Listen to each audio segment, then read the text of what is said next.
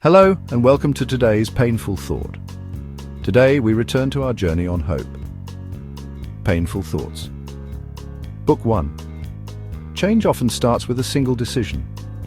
Change really does begin with one choice, just one moment where you decide to do something different. It doesn't have to be dramatic. In fact, most of the time it isn't.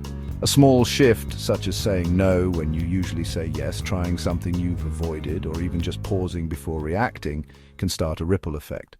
What's interesting is how this aligns with what psychologists Prochaska and DiClemente, 1983, found in their research on behavior change. They discovered that meaningful transformation typically happens through stages, not all at once. Those small decisions we make, they're often the first steps in what becomes a larger shift. The tricky part: we often wait for the perfect moment or the right conditions before acting, but change doesn't work that way. It's messy. Sometimes you won't even realize a decision was significant until later, looking back.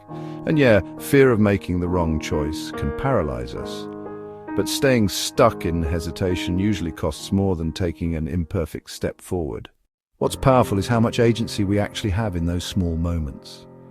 Deciding to go to bed earlier, to finally make that phone call, or to stop engaging in a toxic pattern.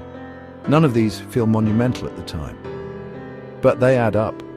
Other research shows this too, that micro-commitments, those tiny manageable actions, are far more sustainable than sweeping overhauls. Gardner et al., 2012.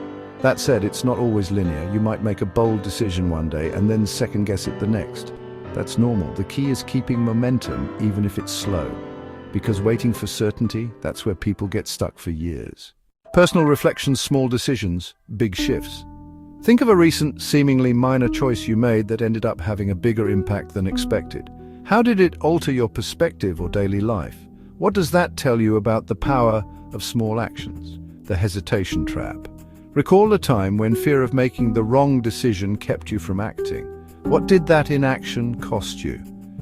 If you could go back, what would you do differently, and how can you apply that insight now? Unplanned consequences. Have you ever made a choice without realizing its significance until much later? How did that experience change the way you view decision-making? The perfect myth.